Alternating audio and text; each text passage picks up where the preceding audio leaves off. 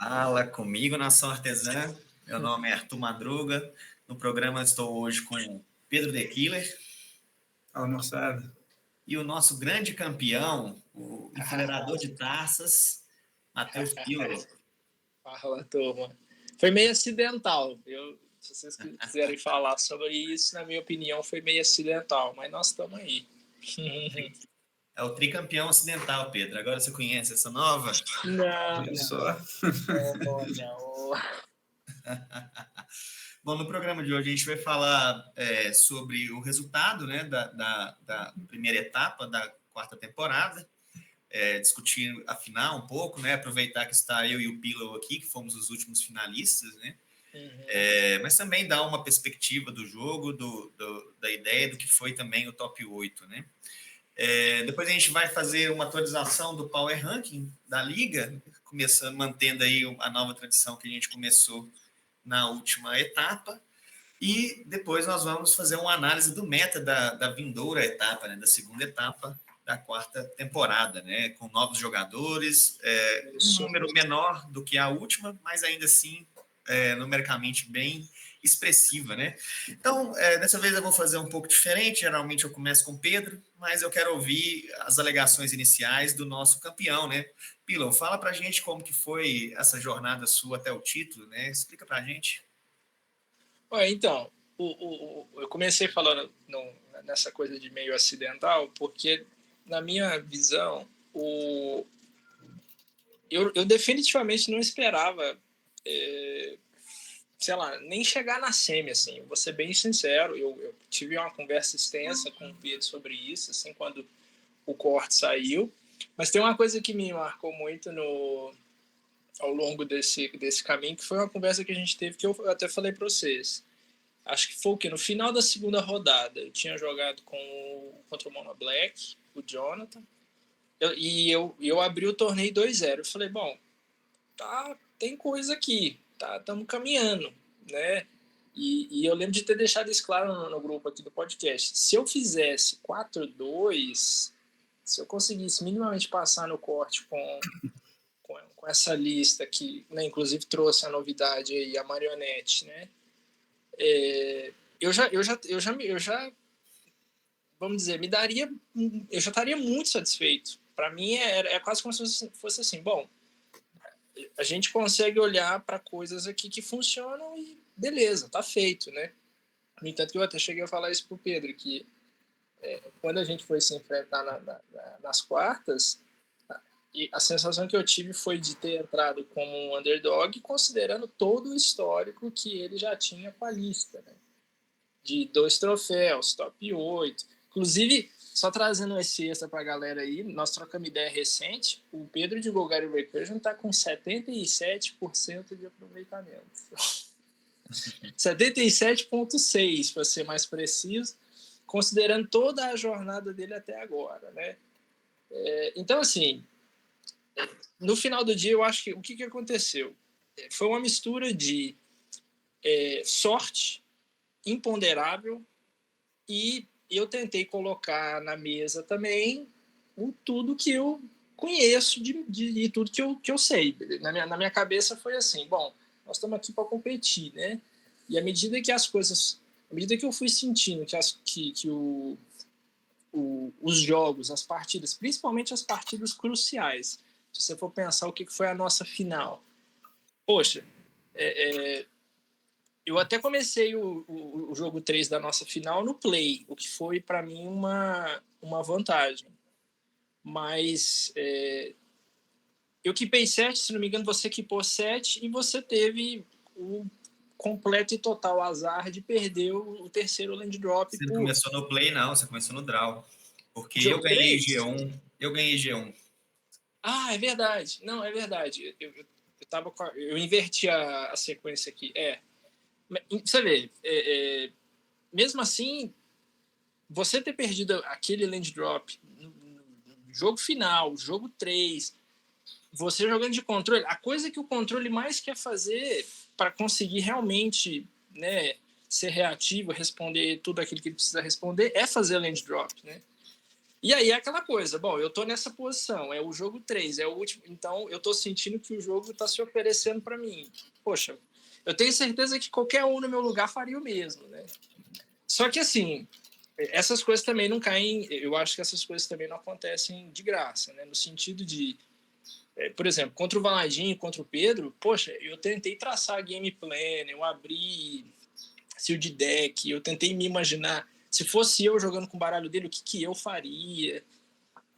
Enfim, como eu falei, foi uma mistura de escolhas acertadas, eu acho, da minha parte, um fator sorte, fator imponderável, e outra, essa é a terceira ou quarta vez que eu trago o Golgari Food, né? E eu falei, vocês já estão cansados de saber disso também, já falei isso para vocês no podcast, mas no grupo, que até então eu tinha trago o Golgari Food e o máximo que eu tinha conseguido era quartas de final.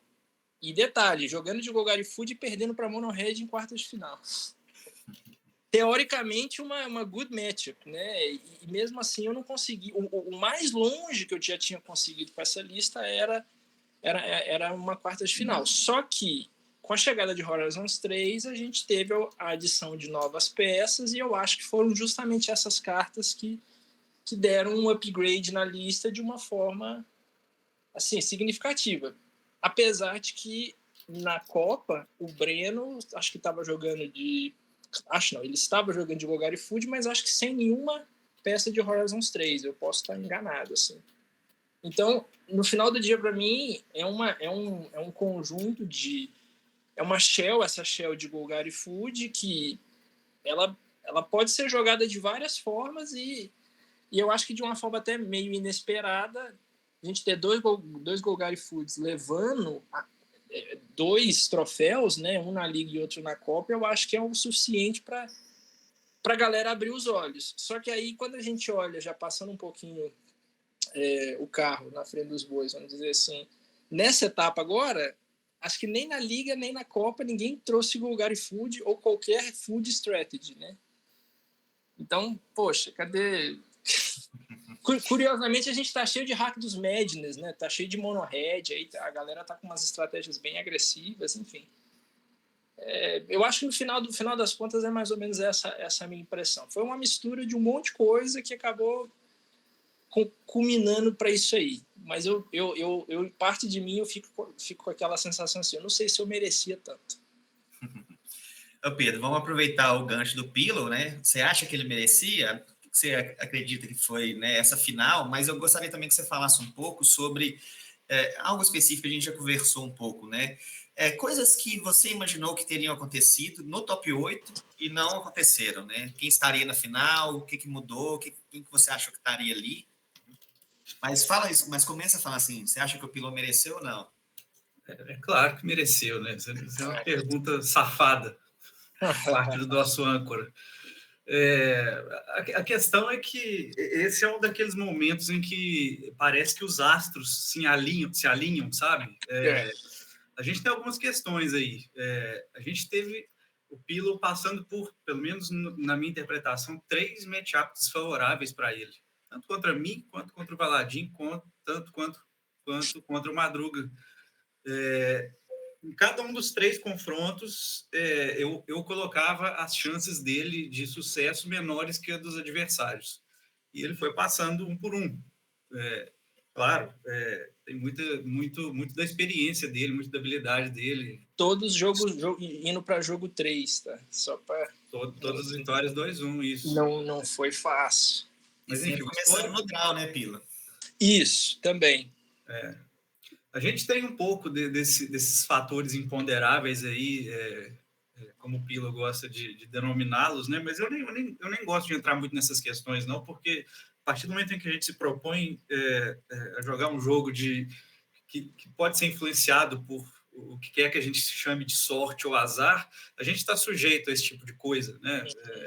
Então, para mim, é algo irrelevante, sabe? Entra unicamente nessa equação do alinhamento desses astros, sabe? O Pedro, só Só dar só colocar uma coisa que você falou, vamos dizer assim, de alinhamento, que eu acho que é importante. Contra você também, você no jogo 3 foi a 5. Brutal. Sim. Vou dar um outro exemplo para vocês também. Não sei se vocês assistiram. O jogo 3 contra o Valadim. Ele estava no... Não. Ele estava no play. Peraí. Não, ele estava no draw. Mas era uma posição onde... Bom, isso aqui é o jogo 3. Então eu preciso vencer. Eu sou um ninjas. Eu sou... A minha ideia é ser um baralho agressivo. E se vocês assistirem o jogo 3 contra o Ninjas, ele assumiu uma rota de baralho reativo. E aí, assim, para mim, na hora que eu percebi isso, eu falei, bom, então o cara tá se oferecendo. Assim, a partida tá se oferecendo. É justamente isso que eu quero. Porque o meu maior medo o tempo todo era ele pressão. No entanto, que o jogo 2 foi isso que ele fez. E eu imaginei que ele fosse fazer isso no jogo 3, mas ele trouxe um monte de Graver Hate, interação, sabe? E assim, no final do dia, eu pensei, bom, tá aqui, tá, a partida tá se desenhando para mim de novo. E é justamente isso que o Pedro falou. E isso foi uma decisão que ele tomou, mas, sob o meu ponto de vista, é uma decisão que se encaixa nisso que o Pedro tá colocando, de as coisas se alinharam, as coisas deram certo demais, assim. Entendeu? Eu definitivamente não imaginava que o Ninjas, o baralho mais agressivo do formato, talvez, num momento decisivo desse, fosse tomar essa decisão. Mas aí, isso é do Valadinho. Aí já não é comigo. Mas, enfim, continua. Pois é, e tem um outro fator que eu acho que se encaixa na resposta de ambas as perguntas que você me fez, Madruga, que é a questão do regulamento, né? Se a gente não tivesse essa famosa rodada extra, o Pilo nem teria se classificado, né? Então foi mais um dos astros que se alinharam. E isso serve, assim, Pilo não tem nada a ver com isso, absolutamente. Não, o regulamento era aquele, é o que se classificou dentro do que foi proposto e pronto, perfeito. Exatamente. Respondendo a segunda pergunta, do que poderia ter sido o top 8, né? A primeira coisa que a gente que salta aos olhos aí é a desclassificação, eu diria, precoce do Michel, né?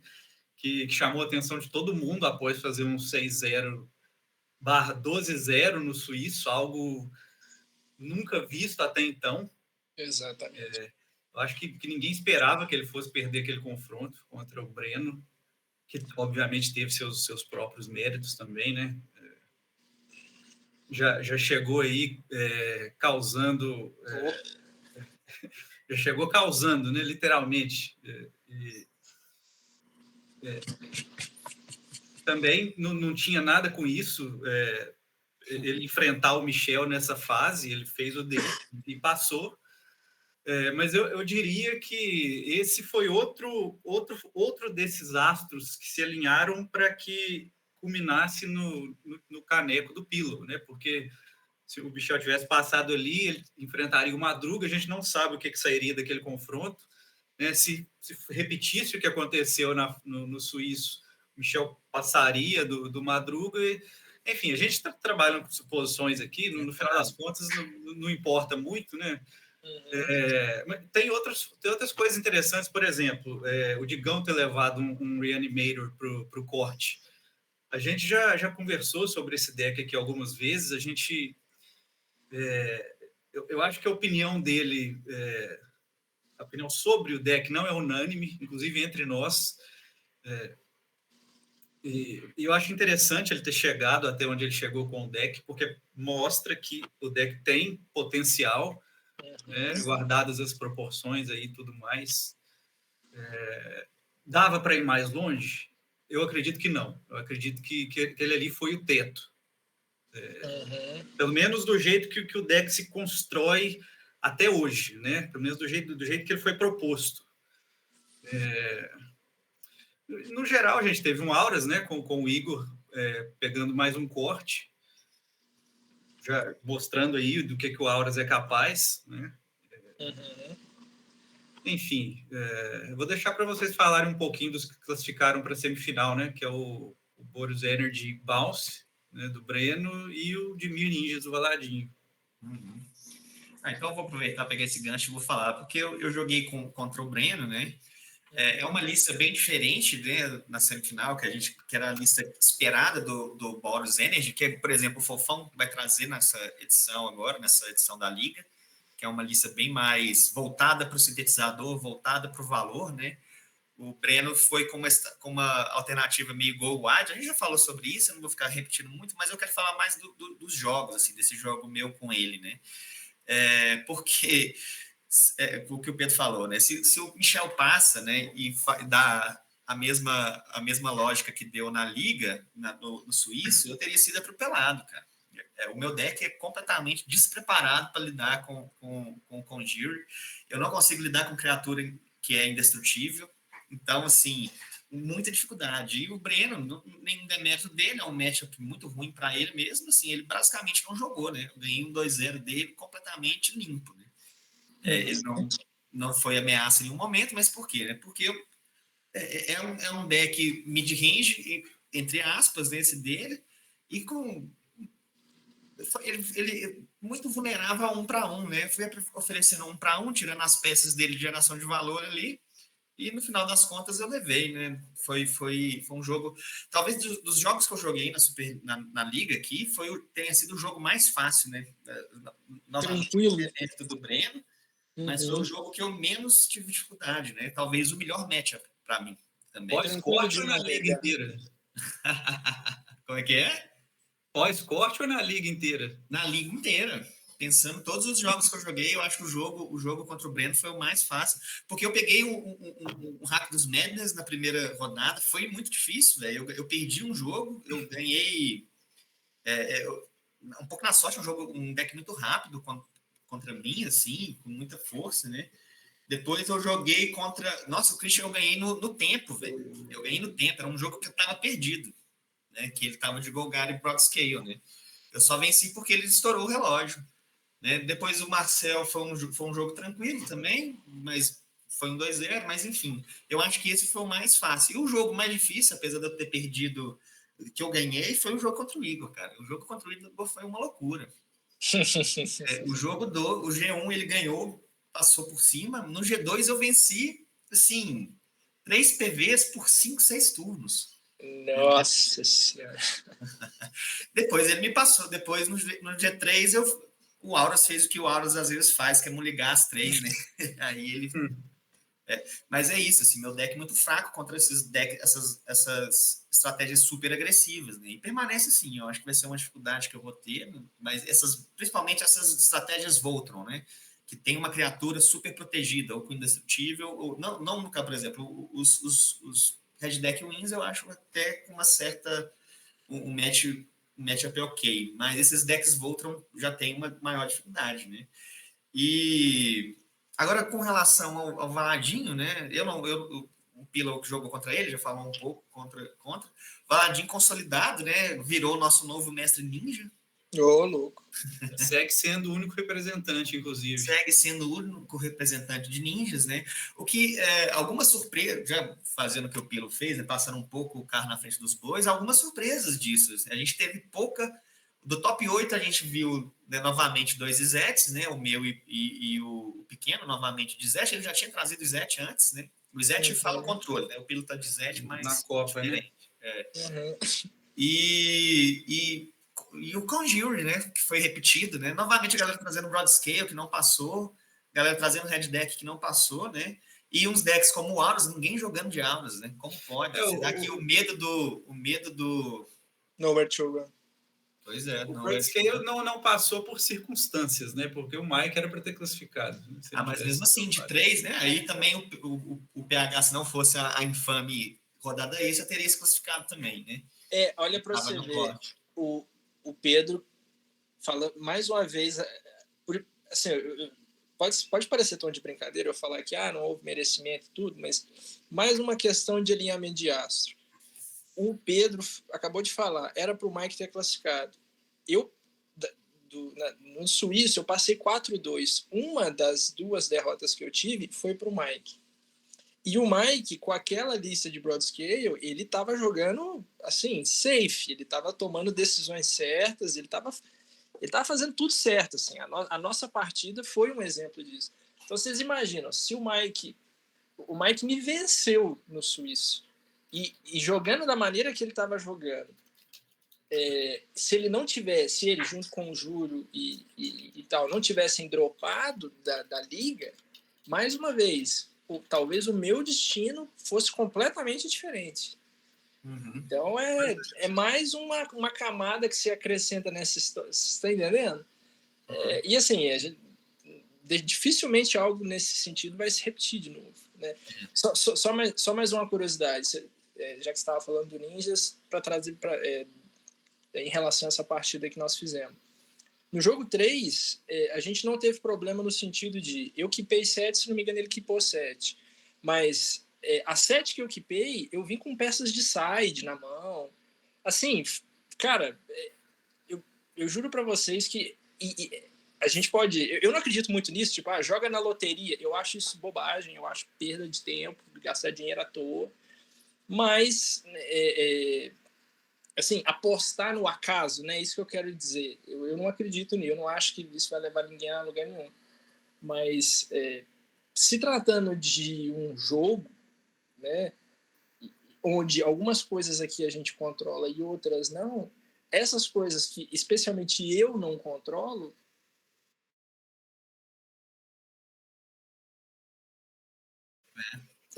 Você está no caminho maquiavélico, né? O homem de virtude. A fortuna sorri para o homem de virtude, né? Isso não tem jeito. Mas, e com relação à final, né, do nosso jogo, assim, eu entrei muito confiante. Eu entrei com muita confiança. Eu falei assim, olha, eu acho que muito dificilmente o Pillow vai conseguir me vencer esse jogo.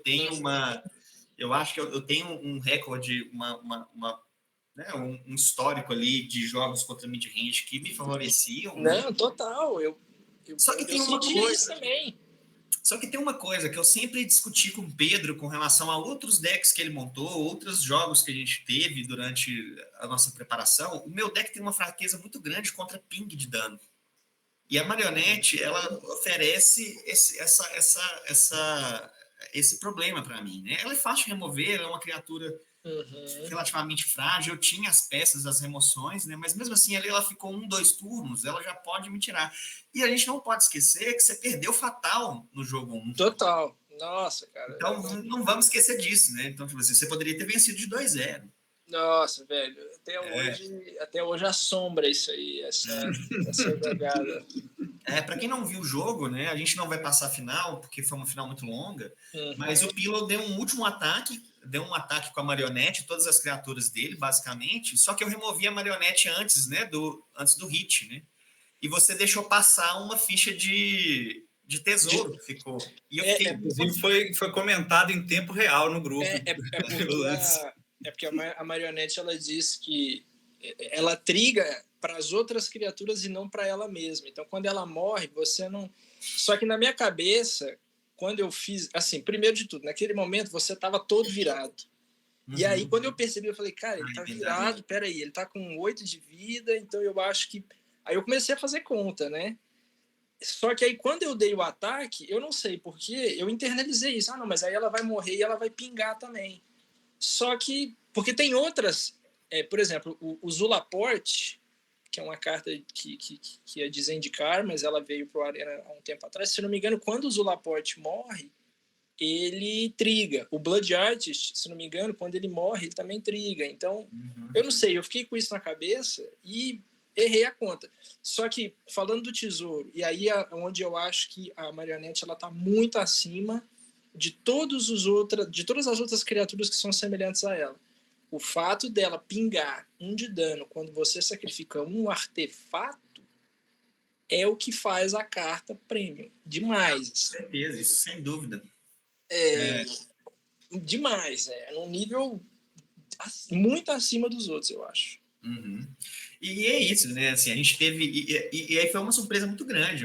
Quando você veio, começou a me pressionar muito rápido. Eu falei com o Pedro, eu acho que eu calculei mal a velocidade do deck do Pillow. na verdade. Que eu achei que esse vai ser um jogo super grind, né? A gente vai demorar muito mesmo, vai ser um jogo decidido ali, quem remove o quê, vai trocas constantes. Mas não foi, né? Não foi. Você adotou uma postura de beatdown ali, principalmente no jogo 1. Né? O ataque foi, para mim, totalmente inesperado aquele ataque. Eu virei tudo. Eu tinha vários bloqueadores na mesa, né? E foi inesperado. Tanto que, assim, pelas minhas contas, quando eu fiz as contas de bloquear, falei assim, olha, eu tenho que bloquear as marionetes, porque se as marionetes viverem, eu vou perder na volta, né? Porque ele vai sacrificar uma coisa, né? Tanto que eu deixei algumas coisas maiores passarem, né? Eu fiz esse cálculo, né? Eu não tinha visto que você tinha fatal também, na verdade, né? Diz que quem decide faz a conta, né? Eu também não fiz, não. Num primeiro momento eu também não tinha me ligado, só que quando eu instalei isso, eu falei, nossa, ele tá todo virado, mana, nada, ele não pode fazer mais nada. A única ação que você podia fazer naquele momento era bloquear, né? E aí assim, eu acho que o fato de eu ter perdido um tempo fazendo a conta de novo e tendo certeza, é um momento onde eu poderia ter gastado isso, eu poderia ter feito da seguinte forma, ataca com tudo primeiro, aí faz a conta, e aí, antes de passar a prioridade, era só sacrificar o tesouro, né? Mas, enfim, agora, uma coisa que você falou de postura agressiva, eu acho que uma carta que fez um diferencial muito grande para mim ao longo desse torneio foi a Savvy Hunter. Porque ela é um 3 mana 3/3. Quando ela bloqueia, ela te dá uma food. Quando ela ataca, ela te dá uma food. Então, assim, você consegue jogar com ela de várias formas. E quando ela precisa ser agressiva, ela te entrega. Muito, assim. Pois é. Eu tive a situação do nerf no Galvanic Discharge, né, durante o torneio. Eu perdi 2 partidas logo depois disso. Teve um momento do nosso jogo que eu tinha um Galvanic Discharge na mão e não tinha energia para tirar o Savvy Hunter. Né? Não acho que foi por causa disso que eu perdi o jogo, mas aquele 1 de energia me fez falta. Não, faz assim, à medida que, inclusive para essa etapa eu trouxe energia também, eu não discordo de você, nós já chegamos a conversar sobre isso no passado, faz muita diferença, uma energia a mais, é uma diferença brutal. Assim como 1 de vida e 0 de vida é brutal também, é um abismo. Mas a diferença é que o único ponto de vista que importa é o último, né? Não, com certeza. Bom, pode falar, Pedro. Só mais uma coisa, a grande vantagem em relação ao Galvanic é que a gente ainda pode explorar muito a carta nas Copas True, que inclusive parece que caiu no gosto da galera de vez, né? E tomara que continue assim. Eu achei que teve poucos jogadores, assim, 10 pessoas de 22 que estão na liga. Podia ter ido mais, mas ainda assim é ótimo, é um formato muito legal, assim, né? O atual campeão da Copa True, né? Uma outra coisa que é importante a gente apontar, né, é que dos 3 torneios, eu fui finalista de 2 e o Pilo finalista de 2, né? Então, rolou um monopólio aí. Exatamente, né? Só o Breno foi finalista aí nessa etapa, né? Mais algum comentário com relação a essa etapa, Pedro?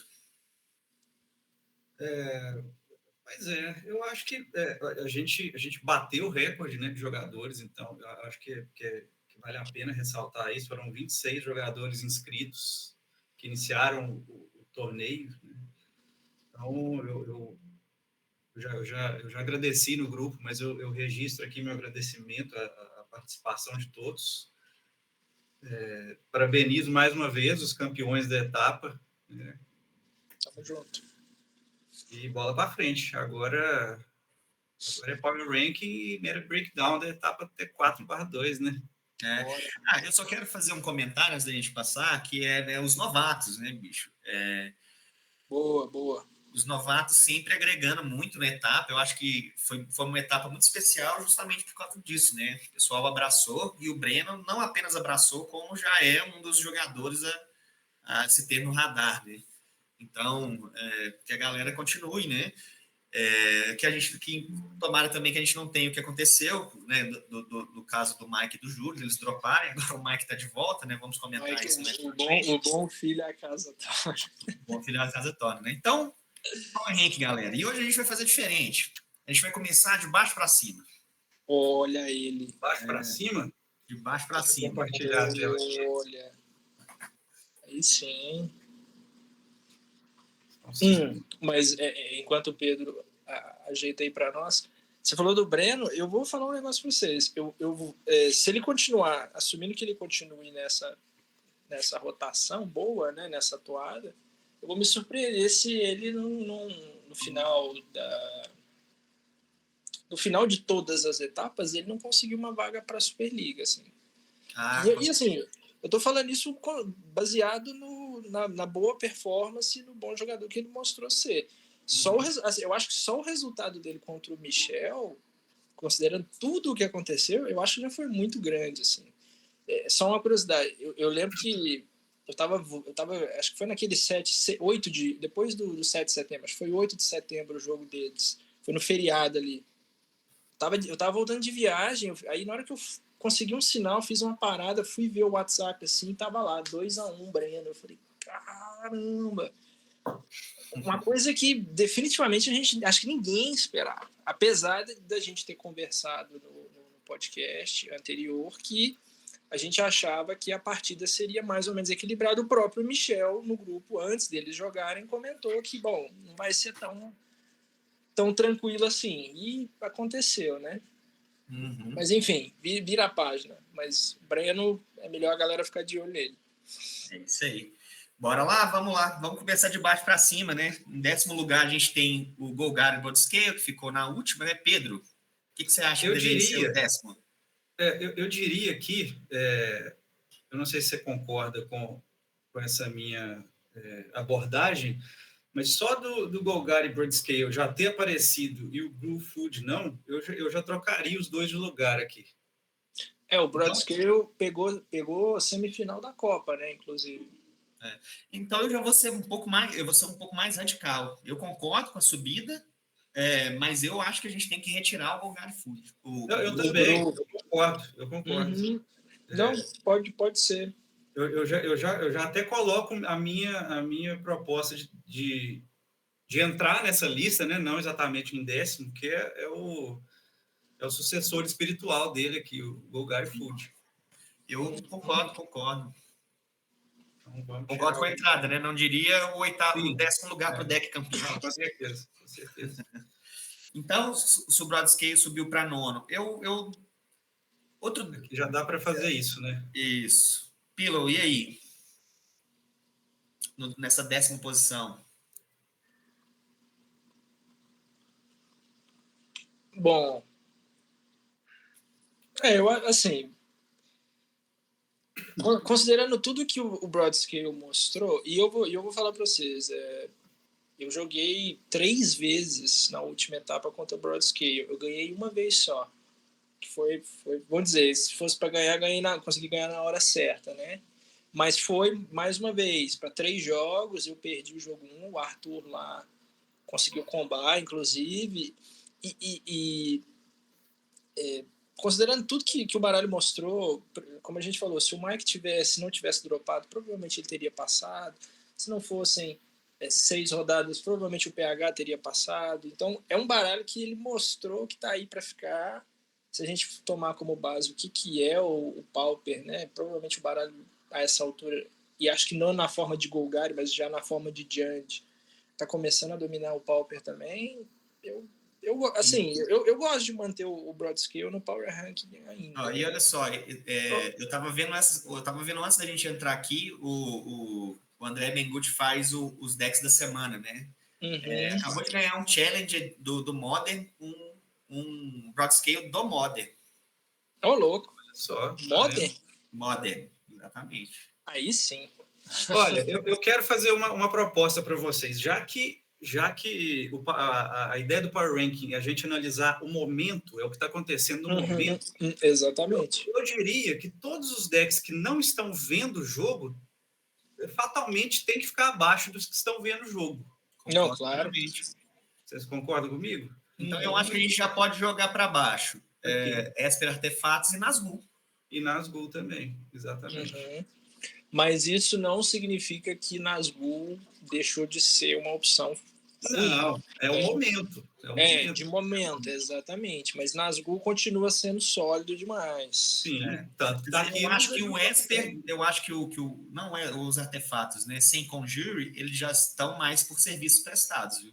Eu acho que é um deck que possivelmente pode estar um pouco ultrapassado. Talvez o Next. Talvez o Next Level. Talvez não. Eu acho que o Next Level do baralho, sei lá, Azorius, Splash, artefatos é o Conjure, né? A questão é, e aí assim, já botando uma pimenta na discussão, é o quanto de vida o Landlore ainda tem no formato.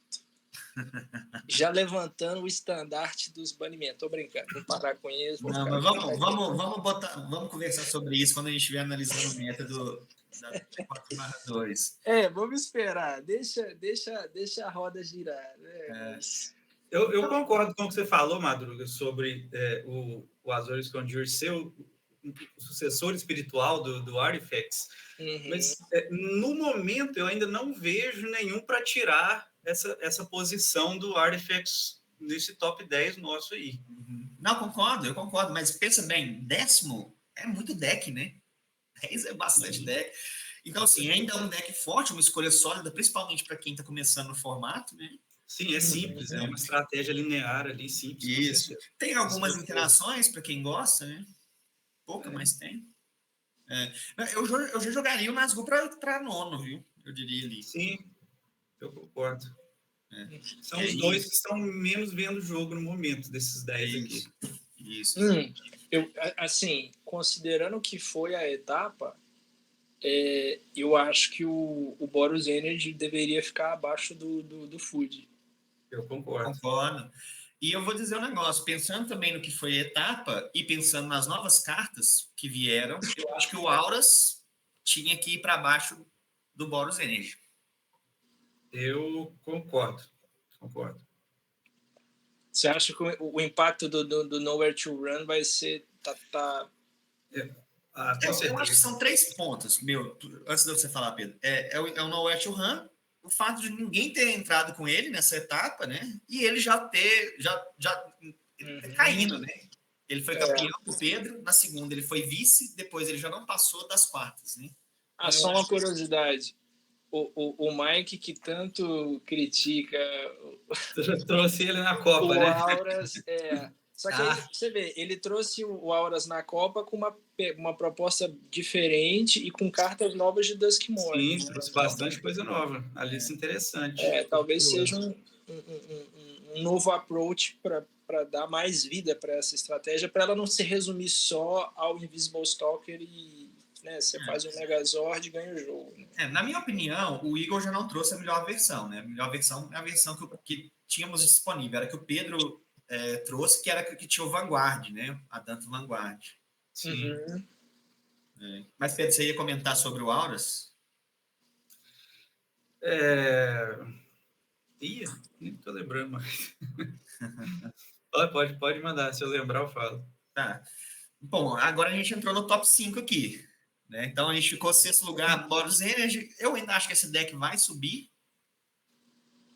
Eu acho que o Fofão vai mostrar esse deck aí, talvez. Vamos ver, né? No momento eu acho que tá justo a 6ª posição para o Boros Energy. Eu acho que tá justo. Agora eu tô vendo ali, né? Vou fazer uma provocação mais do que uma pergunta, né? Assim, por que o deck que é vice-campeão tá acima do deck campeão?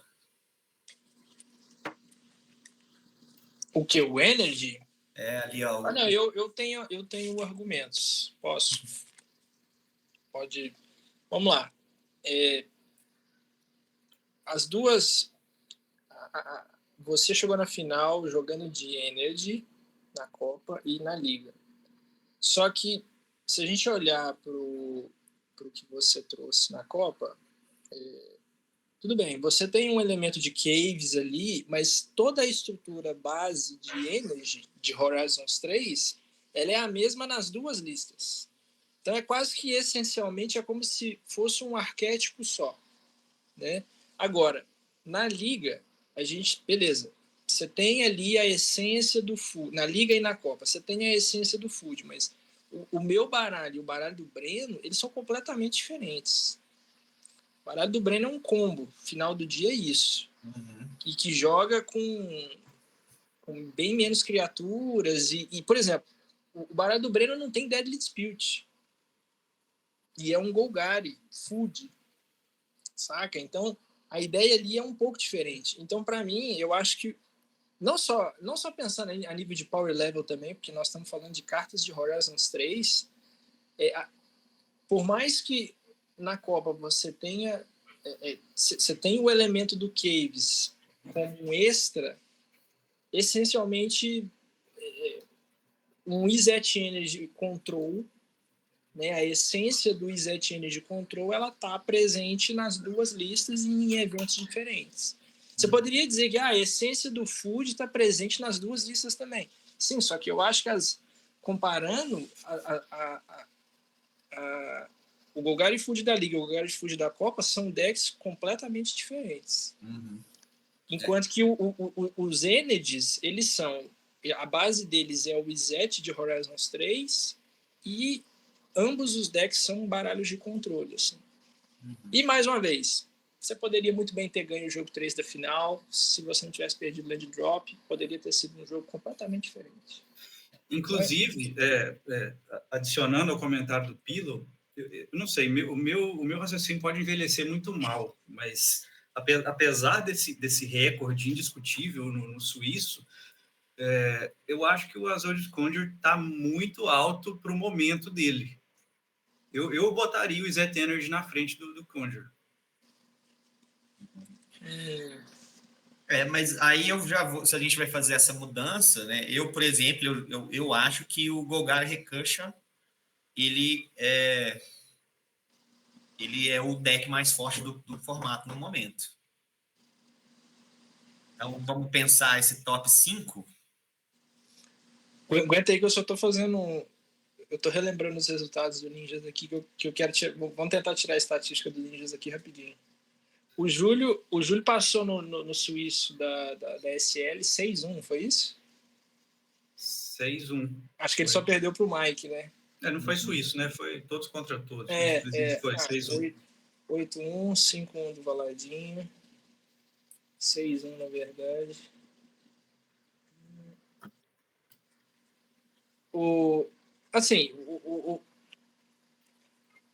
Nós colocamos o Conjure em terceiro no final, no último programa, a princípio muito pela performance do Michel. Com certeza, era logo após o fim do suíço, né? Ele merecia aquilo. A gente projetou com base naquele desempenho do deck que ele iria chegar mais longe na liga, né? Como não chegou, eu vejo ele caindo uma ou duas posições aí. Essa é a minha opinião, pelo menos. Bom, então vamos subir os dois decks finalistas, velho. Eu concordo. O que você acha, Pila?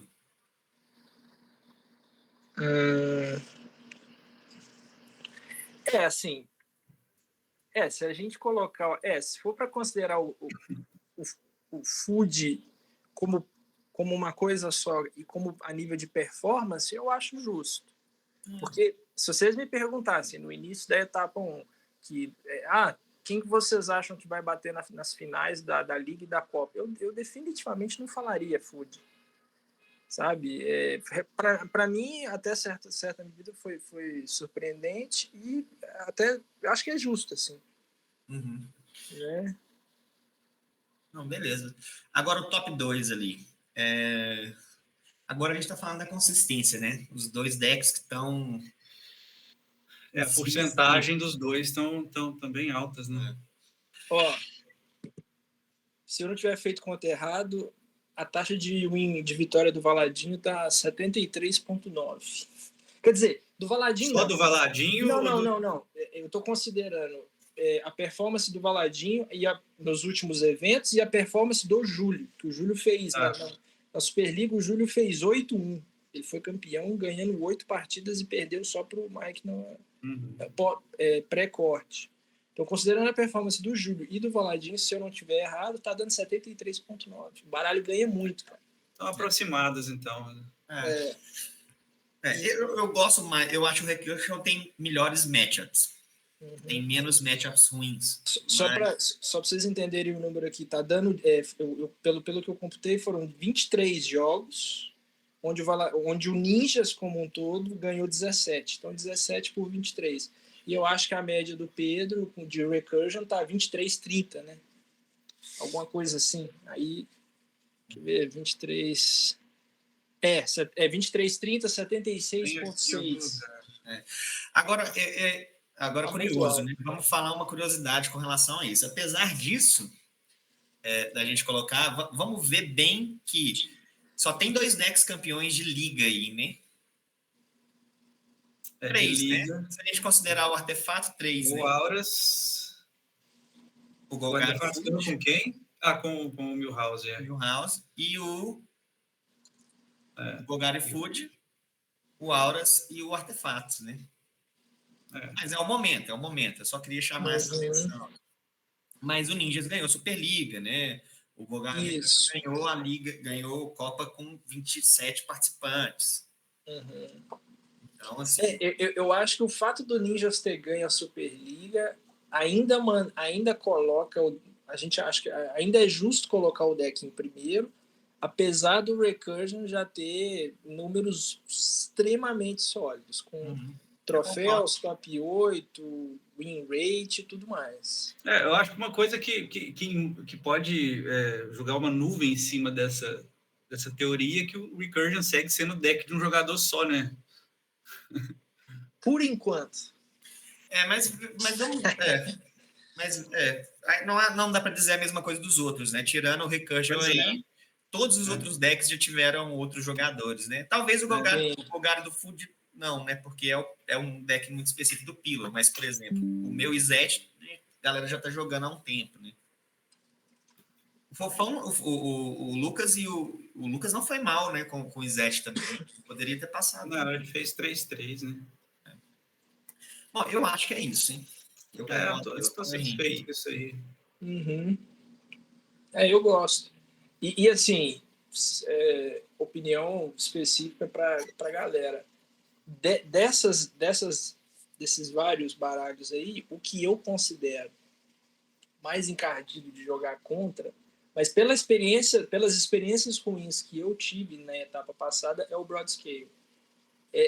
Assim, eu tô com uma coisa com esse baralho na minha cabeça no seguinte sentido: todo sideboard que eu tenho construído agora, seja para torneio ou seja para teste, uma das primeiras coisas que eu considero é justamente esse baralho. Assim.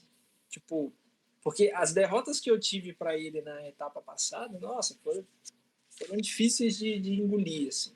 O baralho é muito resiliente e quando comba, amigo, acabou. Um abraço. Uma última pergunta.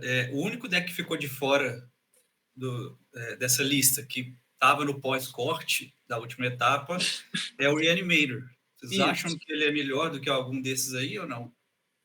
Não, assim, pela falta de histórico, mas ao mesmo tempo considerando a performance legal da etapa 1, a gente poderia manter o Reanimator, tipo, aspas, assim, numa posição número 11. Porque, assim, a amostra de jogos do Reanimator é muito pequena, né? Então, nesse sentido, né, a gente está dando uma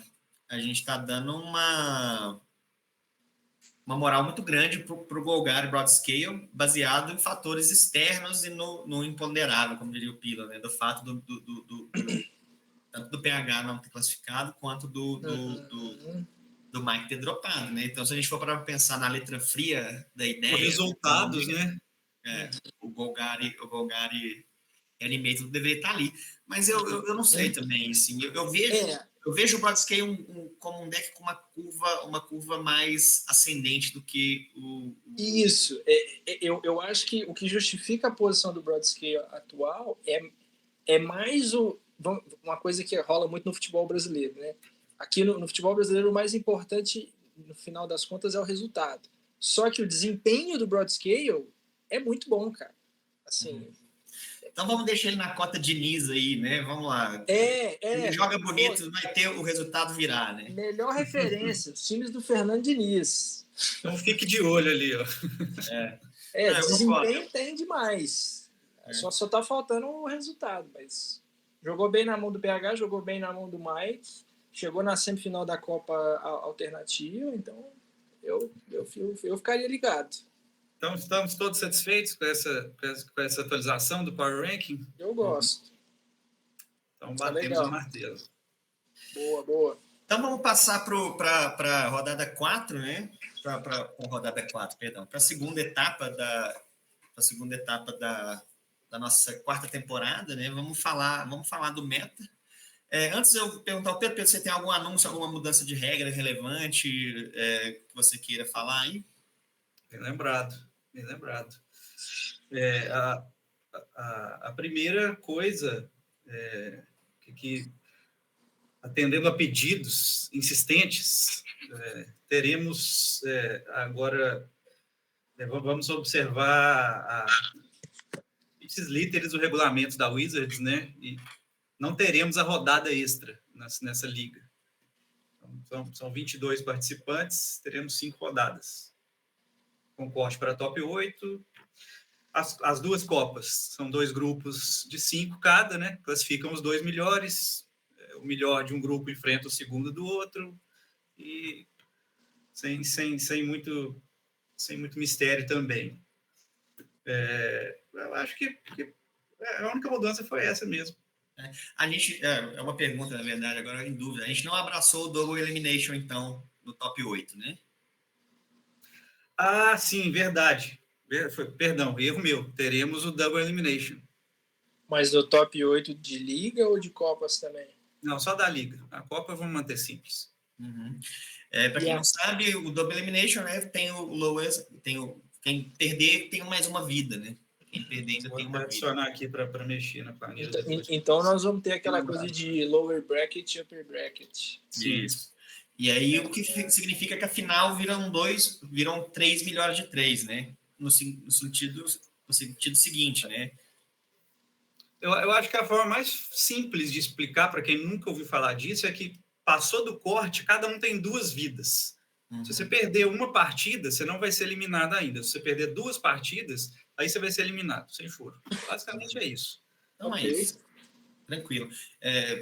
Alguma ideia? Eu considero uma boa mudança, assim. Eu acho que a gente teve um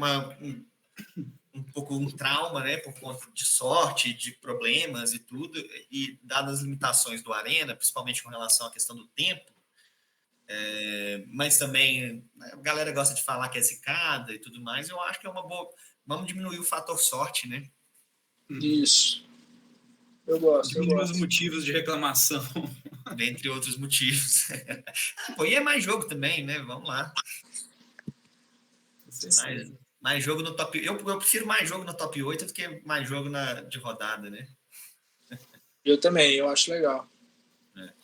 Mas, bom, vamos passando para frente. O que é? Porque no suíço, mais jogo é para todo mundo. No top 8 é só para elite ali. Ó. Eu ser acusado de elitista aqui, ó, ao vivo, nas frente das câmeras, isso é uma grande ofensa. Eu sou um comunista. Oh. Menos do Magic. Mas compete bem, amigo. Então, vamos passar para a análise do meta. Pedro, vamos começar com você. Eu queria que você fizesse uma análise macro do meta, falar para a gente o que apareceu de arquétipos aí dentro dos macro-arquétipos. Tá. Então, a gente tem aí 8 decks agro, né? Se você quiser compartilhar aí, Madruga, a planilha, para a gente poder ir só passando o olho. Pode falar, né? Eu vou compartilhar aqui. Tá. Então, a gente tem 8 decks agro. O Gru Eldrazi Tremors, que o Breno trouxe, né? Que é uma novidade, inclusive. Finalmente o Ryder Chrysalis apareceu. Apareceu com vários amigos também. Inclusive, esse é um dos decks que eu separei para falar sobre. Vamos chegar lá. A gente tem Hack dos Madness também, que já é uma aparição aí até consistente. Sempre aparece alguém jogando com um deck assim, né? A gente tem um Rakdos Blitz. Posso só fazer um comentário, Pedro, rapidinho? Claro. Foram três Madness? Dois. Tem 2 Madness. 2 Madness mais esse Blitz. E a gente não teve nenhum Golgari Food ou nenhum Food Deck nesse evento, certo? Na verdade, são 4 Rakdos, né? São 4 Rakdos. Isso. Olha para aí, vamos colocar o Red Deck ali do Shadow também. 5 Red Decks assumidamente agressivos. Assim, em teoria, um meta desse seria muito interessante para os Food Decks em geral.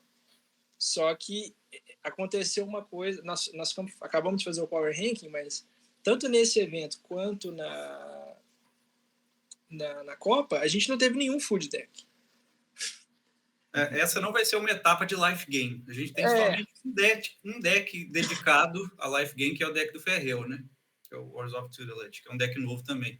Mas, enfim, voltando para a lista. Agro, a gente tem o Eldrazi Tremors, do Breno, Rakdos Madness, os 2 Conjure, né? A gente tem 2 ocorrências do Azorius e uma nova que o Michel está trazendo, que é um Dimir, né? São Agro Tempo, né? A gente tem Red Blitz, Rakdos Blitz, né? Inclusive o Rakdos Blitz traz novidades do Standard com as cartas que tem Valiant, né? Que é uma habilidade interessante. Traz inclusive o combinho do que tá reinando no Standard, né? Uma carta do Artesão, que é aquela carta com aventura, eu não vou lembrar o nome dela, mas é uma criatura preta que tem uma da Novel Drain. Eu não tô achando o hack dos Blitz aqui. Hack dos Blitz é do Thiago Henrique. Ah, achei. Obrigado. A gente tem 2 Mono Reds, um Red Blitz, que é a versão mais clássica, com Prowess, e um Red Shamans, que é o tradicional deck do Shadow, né? É a marca registrada dele, tá voltando às origens.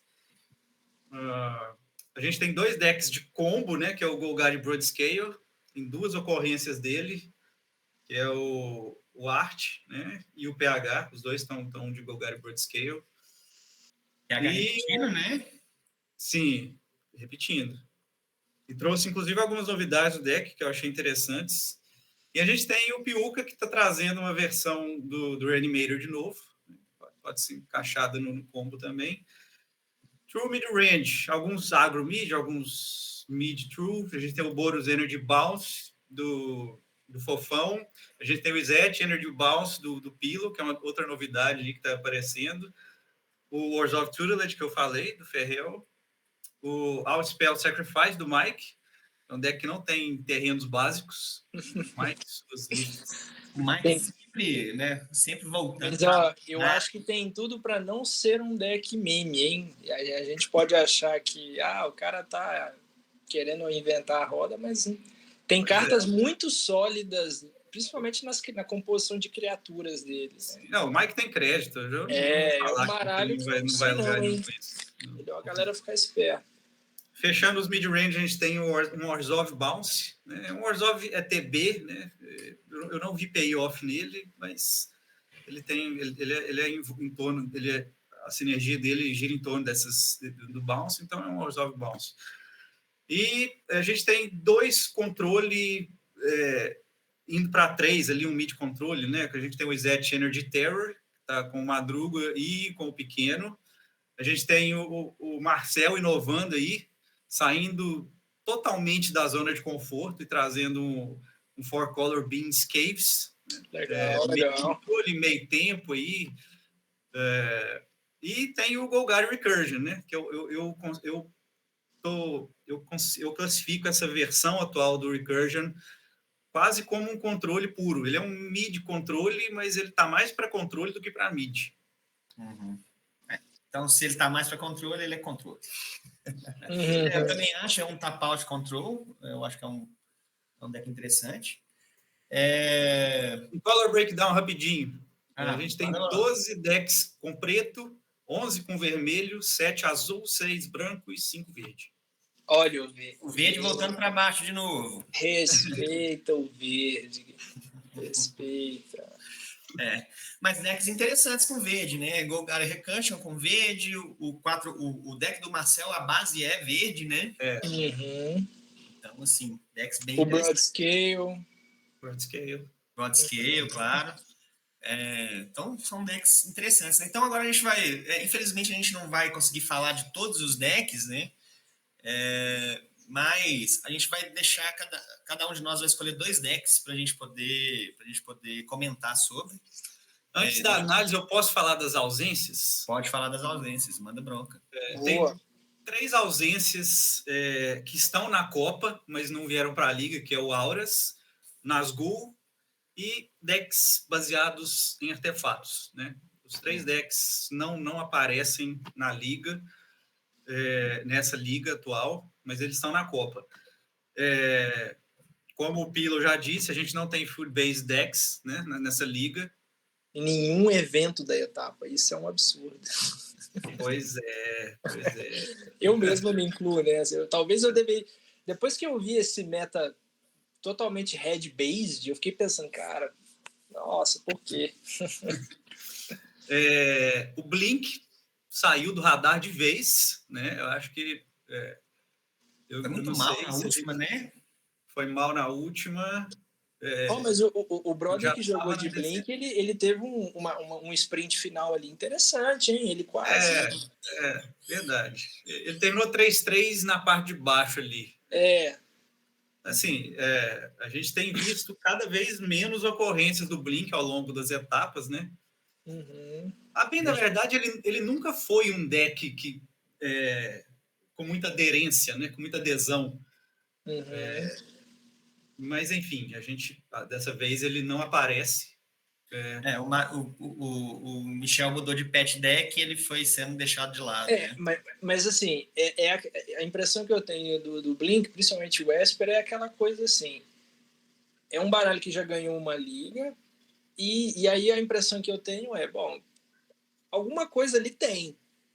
Talvez com a chegada de Horizons 3, sei lá, um Izzet Controls, um Izzet Energy Control seja um predador natural de um baralho desse. Mas a depender do meta, pode ser que um Blink possa voltar, sei lá. A gente poderia talvez classificar o Esper Blink em específico como tá meio adormecido, mas eu não acho que é um 0 à esquerda, não. Talvez na mão da pessoa certa ele possa jogar bem. Eu já vejo diferente de você, porque eu acho que o Blink é um deck baseado na geração de valor, né? Ele é um deck de valor infinito, entre aspas. Né? E eu acho que quem ocupou esse espaço no meta agora é o Boros, né? Ok. Mais eficiente, power level mais alto, pode ser. As coisas, o próprio Golgari Recursion também, né? Ele pode se encaixar um pouco. O Recursion, inclusive com as novas peças, virou valor puro também. O negócio é que o Recursion, principalmente sua primeira versão, talvez, porque ele é baseado em criatura mesmo, né? Bem baseado em criaturas e tal. Talvez sim. Esses decks são decks que você tem aquele o efeito repetido, né, das coisas. E fechando a lista de ausências, já deixo uma provocação. Parece que o Broadscale virou o combo favorito da galera, né? Porque a gente não tem mais o Life Game Combo aí. Uhum. Não tem o Goblin, né? Não tem o Goblin, não tem o Confectioner também. Enfim, agora parece que a galera abraçou. A gente tem o Art na Copa com o Golgari Roots. Não chega a ser um combo infinito, mas tem estratégias ali. Vamos dizer, tem coisa ali. Tem coisa. Mas na Liga, de combo, a gente só tem o Broadscale. Essas foram as principais ausências que eu pude identificar. Uhum. Boa. Pilo, quais são os 2 decks que você gostaria de chamar a atenção? Eu vou te dizer que, assim, na real, eu até tinha separado algo aqui. Foram... Eu vou colocar 4, assim, eu não vou falar dos 4, né, mas só para nomear, pelo menos. Os 2 Orzhovs, o Tutelage do Ferrell e o outro Orzhov, eu acho que eles têm coisas interessantes. Primeiro que o Ferrell se propôs a trazer Dark Tutelage e é uma carta que eu tenho um carinho, assim. Só que eu tenho um pouco de medo, quando eu olho para essa lista, de tipo, jogar com Dark Tutelagem e Troll de Caçador. Você toma 6 de dano, assim, meio... Mas fora isso, eu achei um baralho legal. Mas não é sobre ele que eu quero falar, não. Para mim, os meus dois, né? Aí, vamos dizer, menção honrosa para os Orzhovs, né? O que eu... e menção honrosa também para o Izzet Terror do Vinícius. Assim, o Arthur mexeu pouco. É aquela coisa, time que tá ganhando. Mas uma coisa que eu achei legal, ele trouxe o Ed Murk de Bloomborough, ele trouxe Expressive Iteration e ele tá jogando com 2 Stairs Coding de main. Eu gostei das escolhas que ele fez, eu acho que... Ele foi full terror, né? Eu acho que Expressive Iteration é bem sólido, talvez até 4 cópias numa lista dessa. Piroclasma também, né, vindo de Duskmourn. Mas vamos focar no que eu acho que é destaque, apesar desses aí para mim serem menção honrosa. Vamos lá, destaque para mim, o Dimir do Michel. Porque lembrem-se do que eu citei sobre o Ninjas, né? Eu olho para esse Dimir do Michel e eu acho que tem um pouco de Ares, ele me lembra, ele tem coisas que o Ninja também tem. O Ninja é um deck tempo, né? Isso, totalmente. Só que assim, essa mudança do branco pro preto, né, do Azorius pro Dimir, assim, vamos lá, a gente tem 3 Landlord decks, né, nessa liga, eu acho, 3 ou 4, eu não sei. Essa shell que o Michel construiu de Ornitóptero, Topterista, Landlord, os encantamentos e anulação, sei lá, 2 Rebukes, 2 Spell Pierces ou 4 Rebukes, enfim, você faz o split da maneira que você quiser. Essa shell azul, essa base azul, eu acho que ela é tão forte que se você quiser pegar esse azul e jogar de Azorius, jogar de Dimir, jogar de Izzet, jogar de Simic, aí se eu fosse de Simic eu colocaria talvez o Tough Cookie aí na jogada, porque o Tough Cookie sozinho triga o Landlord, sabe? Eu acho que é muito versátil nesse sentido. Só que ele fez a escolha pelo preto, e eu, assim, é uma coisa que para mim, na minha cabeça, faz muito sentido considerando a força do preto no formato. O Ninja joga com 4 Fatal Push, 4 Spell Pierce, o Ninjas do Valadin. Aqui o Michel tá jogando com 4 Fatal Push, 4 Metallic Rebuke, que talvez seja até melhor do que a Spell Pierce nessa lista, né? Foi uma mudança radical, tipo, ele tirou o Patchwork e colocou o Pteramander preto. Ele tirou aquele Hulk de 4 manas e colocou o Refurbished Família.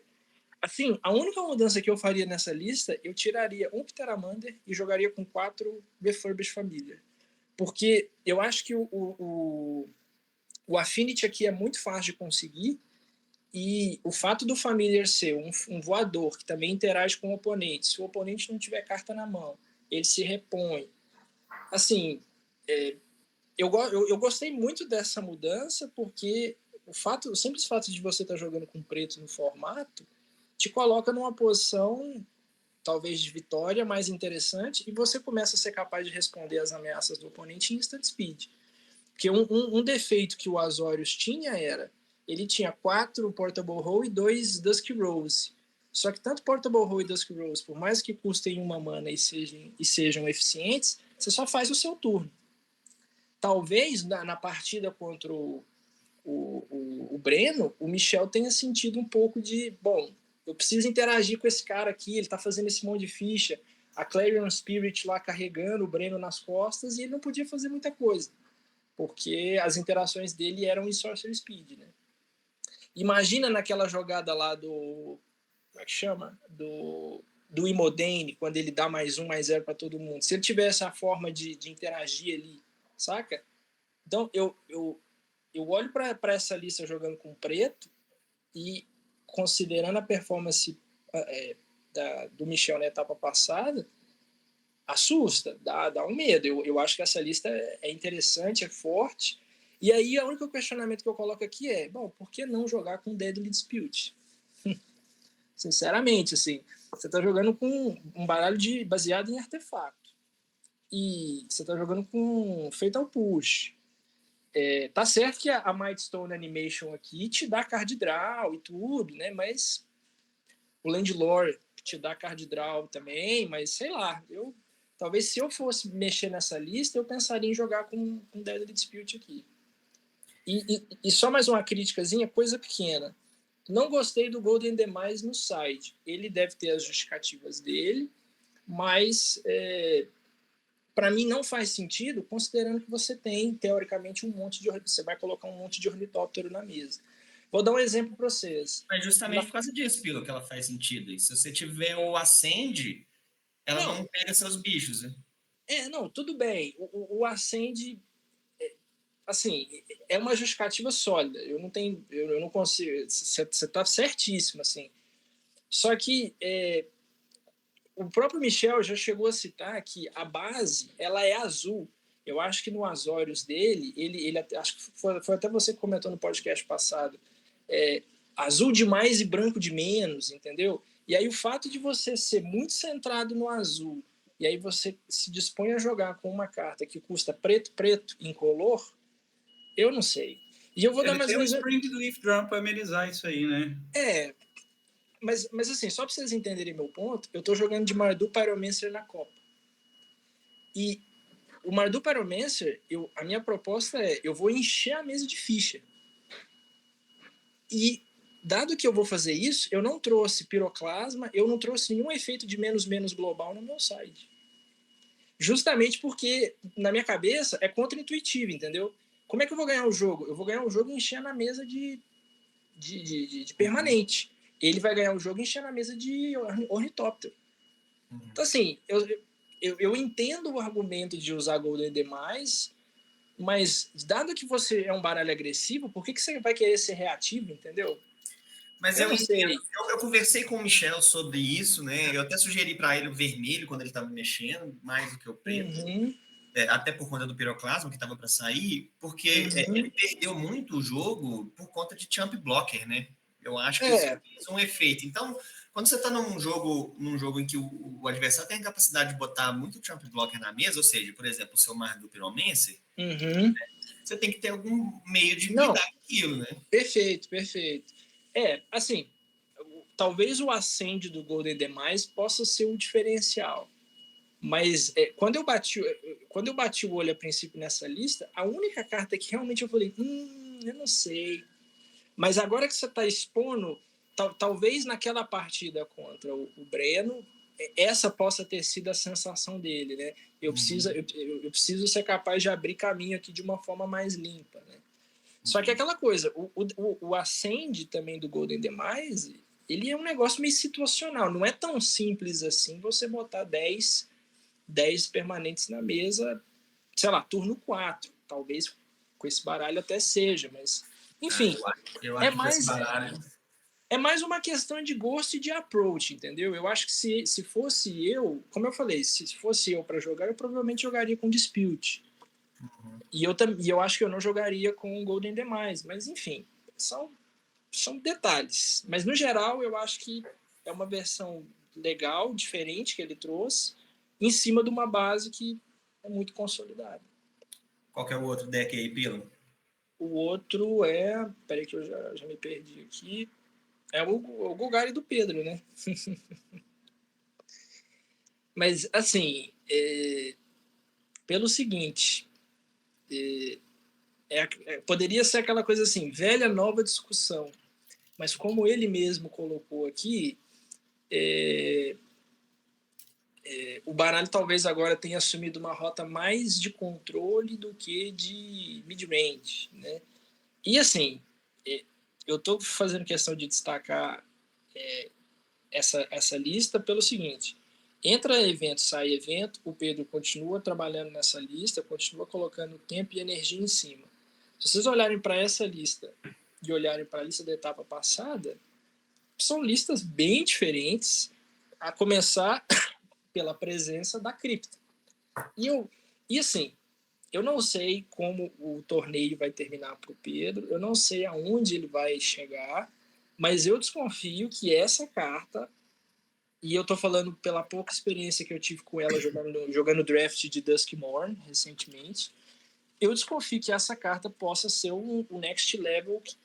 Assim, essa lista esse arquétipo já é sólido, mas eu desconfio que talvez essa carta possa colocar o Recursion, assim, ele está abaixo do Ninjas no momento. Talvez essa carta seja capaz de colocar o Recursion no top 1 do Power Ranking. Uhum. Assim, é uma coisa muito legal e diferente que ele trouxe. Acho que talvez seja o único player que trouxe os rooms, né, de Duskmourn, e tem total sinergia com tudo que ele está fazendo. Né? Fora a geração de valor absurda com a cripta e a Viconia. É uma carta que está no meu coração. Eu cheguei a comentar com o Madruga. Para mim, essa carta aí apresenta o que faltava para o deck, que era o payoff. Claro, ela pode ser destruída com hate de encantamento, Haywire Might, não tem, assim, beleza, não é nada de outro mundo. Se fosse assim, ninguém jogava criatura de 1 ou 2 manas, morta. Não é um negócio assim super quebrado, mas é aquela coisa, se ficar tempo demais na mesa, se o jogo for para late game, etc, a carta vai te engolir em valor, assim. Uhum. Né? Fora isso, são pouquíssimas mudanças, mas você vê a presença da cripta, a presença de Nowhere to Run, que inclusive Nowhere to Run é muito bom contra Broadscale, tá? Fica a dica para todo mundo aí, não é só contra auras, não.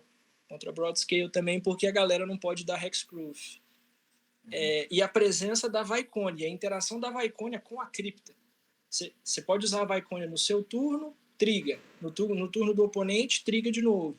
Então, e um detalhe, a cripta, ela triga para qualquer carta que sair do seu cemitério. Não necessariamente ela precisa ser uma criatura. Então, assim, eu posso estar errado, não sei como o torneio vai terminar para o Pedro, não sei aonde ele vai chegar nem nada, mas eu desconfio que isso aí pode ser um game changer muito grande. E é bom a galera ficar esperta. Quem for jogar contra o Pedro nessa liga tem que respeitar a cripta, eu acho, porque pode ser um diferencial muito grande aí no gameplay dele. Valeu por estragar as surpresas do meu deck, viu?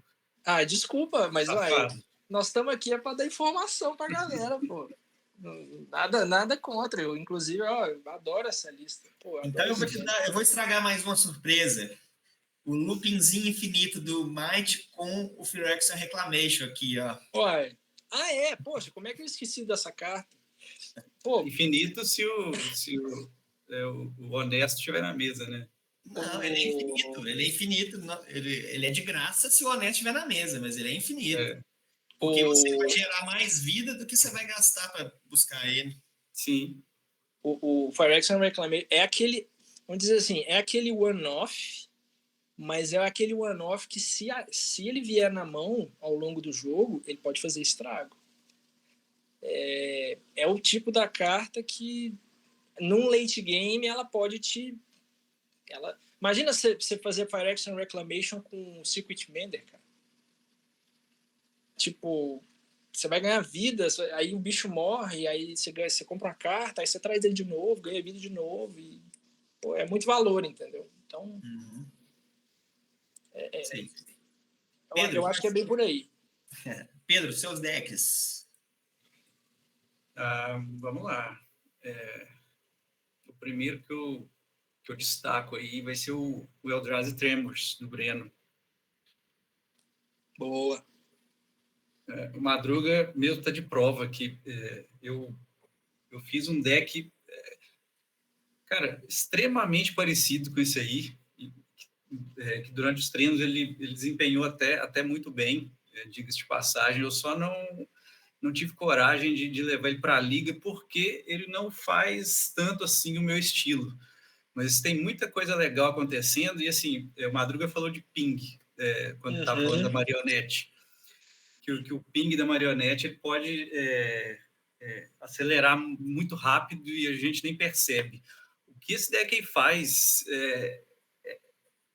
é assombroso. A quantidade de cartas que pingam o oponente aí, a sinergia total do deck é baseada em torno disso, né? A gente tem o próprio Impact Tremors, a gente tem o Guardian Flash Raker, que o Madruga tá apontando aí,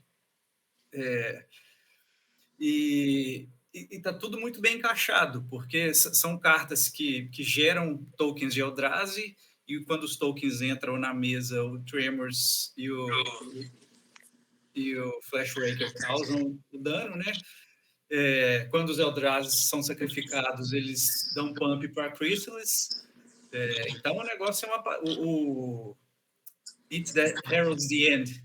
Se as fichas de Eldrazi ficarem na mesa, é o Lorde do deck, né? Ele vai dar +1/+1 para todas as fichas que estão na mesa. Então, e o Propagator Drone também, que dá evolve para todo mundo também. Então, tá tudo acontecendo ao mesmo tempo. O adversário nem tem tempo de pensar. Qualquer coisa que ele baixar na mesa vai fazer alguma coisa. E tudo tem uma sinergia com alguma outra coisa. Ele não vai ficar sem o que fazer, sabe? E isso aí degringola rapidinho o jogo do oponente, se ele não tomar cuidado. Eu gostei muito. Ele trouxe algumas opções interessantes, como algumas remoções, né? Frostbite, Torch the Tower, ele usa as Snowlands. Eu gostei da inclusão do Goblin Trap Finder ali em cima. Uma cartinha interessante também, que dá um gás extra para o deck. Uma coisa que me faz torcer um pouco o nariz é que ele só tem 8 terrenos que deixam ele baixar as criaturas incolores, que é o Secluded Courtyard e o Bountiful Landscape. Pode ser que ele tenha algumas mãos desajeitadas aí, dependendo do que acontecer. Claro que ele tem o Malevolent Rumble ajuda também. Como? O Malevolent Rumble ajuda também. Sim, o Malevolent Rumble ajuda também. Enfim, eu gostei da lista, estou curioso para ver onde que ele vai chegar com ela. Eu gosto muito do Spawn Gang Commander também. Essa é uma carta excelente, que como o deck apresenta uma característica de ramp, não é difícil baixar ela cedo no jogo, né? Turno 3, 4, dá para baixar, dependendo do seu início. E a habilidade dela, ela pode tanto ir para o letal, né? Quanto para ajudar a controlar a mesa. Porque o dano dela é para any targets, né? Então, tem muita coisa legal acontecendo aí. E o outro deck, Pedro? Eu gostaria de falar do Reckless Blitz, do Thiago Henrique, vulgo TH. Vindo direto do Standard. Vindo direto do Standard, exatamente. A gente tem aí criaturinhas com Valiant, né? Que é o Heartfire Hero. E uma criatura direto do Alchemy, que é o Brave Metal Guard. Eu acho essa carta fantástica. Ela é uma carta que tem a habilidade de sinergia central do deck, que é o Valiant, né? E ela gera uma Killed Trip, né? Que é uma carta que ativa as criaturas com Valiant, com Prowess, enfim, com o que quer que seja. Então ela se repõe. Eu adorei essa carta. Quando eu bati o olho nela, eu já enxerguei o deck do Standard transportado para o Artesão. E eu fiquei feliz do TH ter trazido isso. O resto do deck ele é basicamente parecido com o que a gente está vendo no Standard hoje, que é o Cacophony, o Scamp, o Kalos Sellsword, né? Ele botou o Kyun-Find aí também, que é uma carta que dispensa comentários, né? Essa criatura aí já causou estrago em vários formatos diferentes, né? O resto é Killed Trip, né? O Monstrous Rage, Titan Strength, Turn Inside Out, Temur Battle Rage, Reckless Charge, é tudo carta. O deck é totalmente linear. Ele vai fazer uma coisa só, mas eu acho que, principalmente nesse meta que a gente está vendo agora, com falta de life gain, com ausência de life gain, eu acho que ele vai pegar muita gente de surpresa. Eu não me surpreenderia se esse deck aí pegasse o corte. Viu? Só uma perguntinha capciosa aí. Como é que faz para não trigar o Heartfire Hero e não trigar o Scamp? Exilando? Passar, assim, para passar. Mas eu falo assim, opções de side que são boas contra esse tipo de carta. Uma delas é justamente... Life Beetle, né? assim, o que o Arthur colocou, exílio, né? Só que aí o que eu quero colocar para vocês é o seguinte: Stone of Wreck contra esse baralho desativa completamente Stone of Wreck, sim, esses efeitos. E aí, assim, mais uma vez, nada contra o brother. Isso aqui é só informação para todo mundo digerir. Bounce também, né? Bounce. Quem tiver Stone of Wreck no side contra um baralho desse, não é nada absurdo você subir Stone of Wreck, porque, justamente pela habilidade estática. Porque, assim, o cara, se ele faz um Heartfire Hero 10/X e ele tem o Cell Sword aí, ele vai te causar 20 de dano se você não fizer nada. E aí, sim. Não, Pillow, não funciona. Não. A criatura dá o dano primeiro, depois você sacrifica. Ela funciona com o Cacophony Scamp. Só com o Cacophony Scamp. Não, mas olha o Heartfire, passa lá. Coloca no Heartfire Hero. Sim, o Heartfire sim. Quando também ele morre, aí se ele morre, ou seja, se ele vai para o cemitério, aí a habilidade triga. Sim. E aí com a Stone of Wreck na mesa, isso não funciona, entendeu? Sim, o Heartfire e o Cacophony sim, né? Eu tava pensando aqui com... Não, com o Cell Sword não, porque a habilidade da mágica é a habilidade da mágica, não tem nem que ver, né? Concordo com você, mas... Porque ele fala, né? A criatura causa dano e depois você sacrifica ela, né? Então o Cell Sword vai causar o dano que ele tiver que causar. Mas eu só tô citando isso porque na primeira rodada da Copa Alternativa passada, eu joguei contra um Mono Red que era basicamente isso aí, só que sem preto, sem o Cell Sword, né? E nós fomos pro jogo 3, eu subi Stone of Wreck jogo 3 e deu certo. Então, só uma dica pra galera, para quem for enfrentar. Nada contra o Thiago, nem nada, é só mais informação para todo mundo consumir, né? Bom, eu vou falar aqui primeiro do deck do Marcel, né? Ficou aqui para mim falar do controle. O deck do Marcel parece que é um pedido já antigo, né, do Pillow e de outros, que é para trazer o Beanstalk para jogo, né? Ele é um deck um pouco reminiscente do Serpentes, né? Ele tem uma estrutura semelhante ao Serpentes. Ele usa as criaturas que ganham desconto, né? No caso aqui, por cartas no cemitério, mas o Lich pelas cavernas, né? E eu estou muito surpreso com o Marcel vir com esse deck, né? Ele tem uma semelhança com um deck que tem sido jogado no Standard. Eu tentei montar uma versão de cavernas também no meu deck, né? Do deck de energias, acabei não trazendo agora. Além, uma versão diferente daquela que eu joguei na True, né? Mas eu gostei muito da lista do Marcel, achei uma lista muito interessante, né, cara? E traz para jogo um possível bicho-papão, né? Que é o famigerado sweeper do Artisan, né? O nosso global possível. Na falta de algo melhor, né? Na falta de algo melhor, é isso, né? Então eu acho que é um deck que tem coisas bem interessantes acontecendo, né? Um deck que tem muita resposta, né? Tear Asunder é uma resposta muito limpa, ela, grande parte do tempo ela vai ter os alvos dela ali, né? Em artefatos, principalmente num meta que é forte em artefatos, mas ali na necessidade ela pode mover uma criatura também, né? Então ela tira qualquer tipo de permanente fora terreno, né? Tem essa carta, né? O Confounded Riddle, como é que fala isso, Pedro? Riddle, que é uma carta que eu estava testando também, é uma carta muito interessante, ela é quase um hard counter, né? Quando você paga 4, assim, a maioria das vezes você vai conseguir atingir, e ela pode alimentar o terror e também o elemental, né? Obliterating Bolt, eu não entendi muito bem, não seria uma escolha minha, 4 manas, 4 de dano, feitiço, 2 manas, né? Em velocidade de feitiço, eu traria alguma coisa. Eu senti falta de uma remoção mais barata aí em velocidade instant, viu? Exatamente. Qualquer coisa.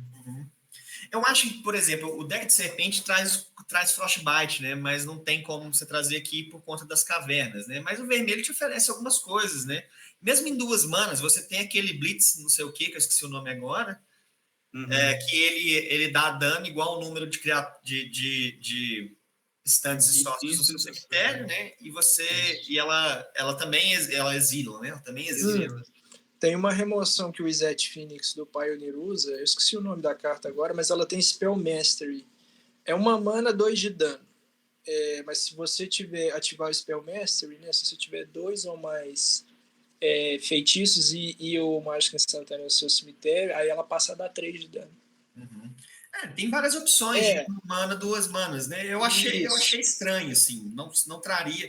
Você tem aquela, você tem outras mais novas, de MH3, por exemplo, também tem aquela que tem The Void e ela dá dano, ela custa menos para criaturas com cor, né? Então, assim, eu achei estranho, mas assim, nada demais também, né? Sim. Eu acho que na maioria do tempo ele vai usar, né, o Kevin, né? O Kevin vai vir para limpar esses boards aí, para acabar com essas criaturas pequenas, né? Então, a base de mana sólida também. Eu acho que aqui tem pouca coisa. Como ele pegou mais o verde, né? Tem bastante coisa verde. Eu acho que ele vai conseguir jogar bastante as manas. Uma coisa que eu aprendi jogando de Caves aqui, que o problema do Caves não são as cores. Forgotten Monument é muito forte, cara. Ela é muito boa. Ela parece, você vai comprar, ele tem bastante draws aqui, né? Bastante coisas para poder buscar isso, né? Com o Beanstalk e tal.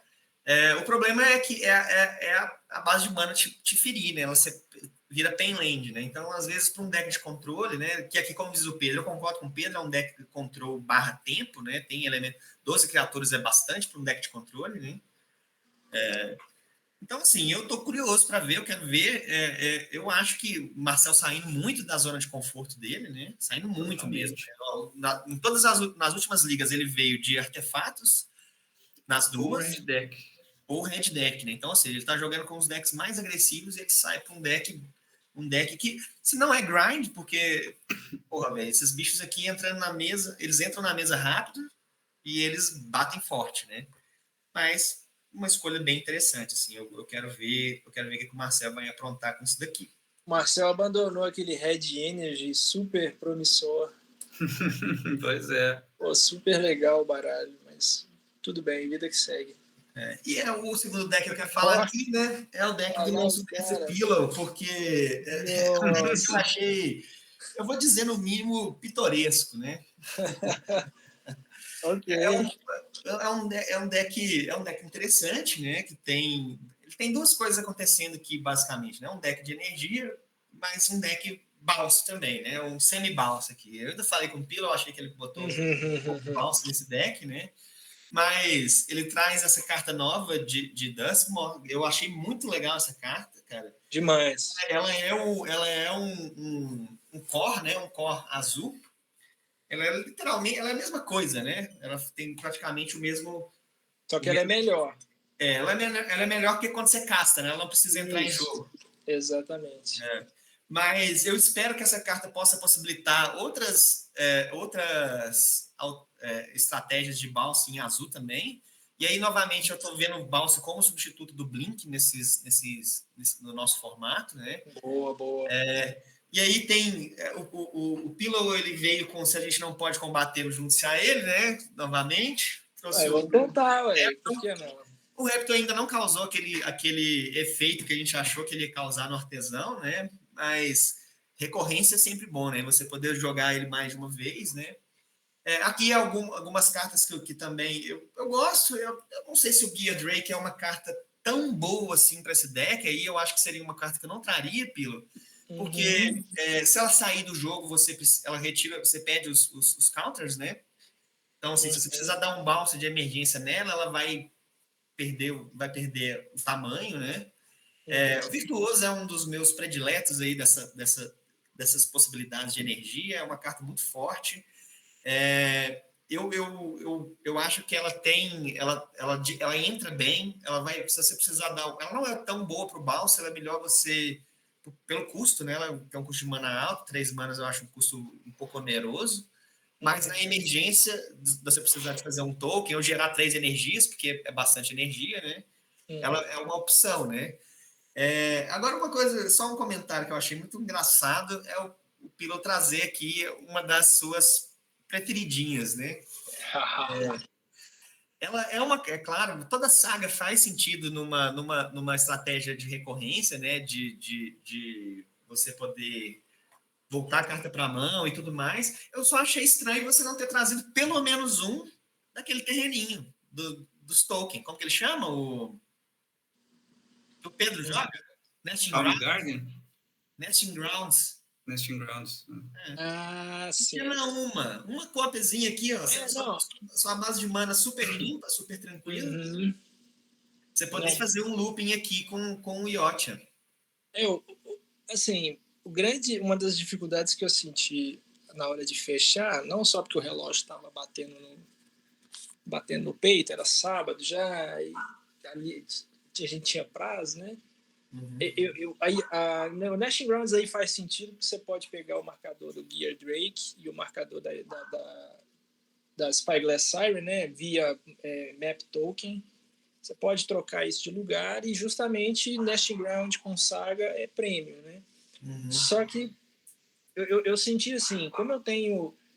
o Gear Drake custa uma vermelha e uma azul, o Virtuoso custa uma vermelha e uma azul, e eu também estava sentindo, nos testes que eu fiz, eu estava sentindo a necessidade de um pouquinho mais de card draw, aí eu optei por fechar em 18 terrenos e 2 Rush of Inspiration. Uhum. Que eu acho que... nossa, eu tive experiências muito boas com essa carta no limitado de Horizons 3, e eu acho que pro artesão em baralhos de energia dedicados, ela é muito interessante, cara. É uma carta boa, sim. É uma carta que eu gosto, eu jogo com ela também. Eu vi muita crítica, a gente sabe, essa carta não é boa. Eu falei, gente, no mínimo ela é um terreno, no limite ela é um 3 mana, tal 2.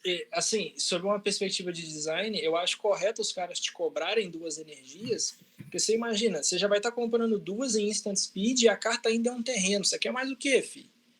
Então, pelo menos algum drawback para balancear o design tem que ter, porque senão, poxa, fica muito premium, né? Agora, o Sync Introduced, eu tô sentindo que é uma carta que você quer provar um ponto com ela, né?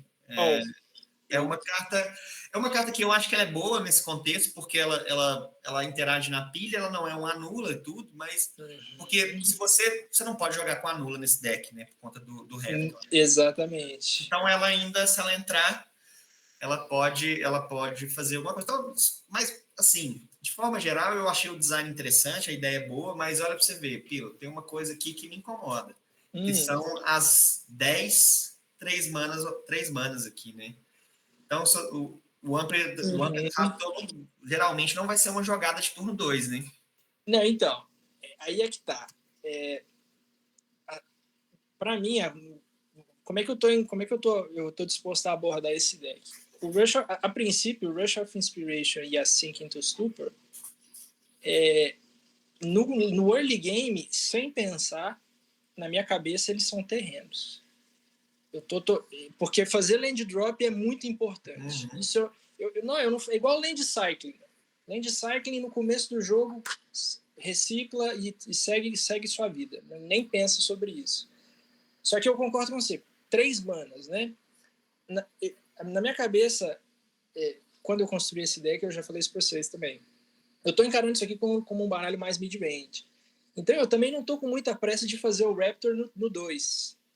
Eu sei que fazer o Raptor no 2 é muito bom, mas como eu também limitei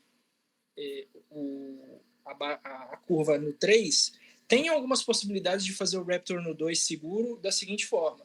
Eu faço terreno no 1, Aether Hub no 2 e aí Raptor, porque aí eu vou ter 3 energias. E aí eu consigo acertar basicamente tudo que eu quiser, entendeu? Uhum. Só que tanto o Rush quanto o Sink to Stupor, você vê, no early game, na minha cabeça, eles são terrenos. Mas no late game, eu acho que elas são cartas que eu acho que tem muito valor, cara. Uhum. Não, tem sinceramente, mesmo. Assim, eu sei que é uma questão meio de gosto, mas a impressão as boas impressões que eu já tive do Sink to Stupor é o que tem me feito insistir em jogar com a carta. No entanto, que no Izet Pirates lá da última Copa eu trouxe 4. Em alguns momentos, cara, você tem umas oportunidades de tempo play com isso aqui que às vezes pega o gente boa de surpresa, entendeu?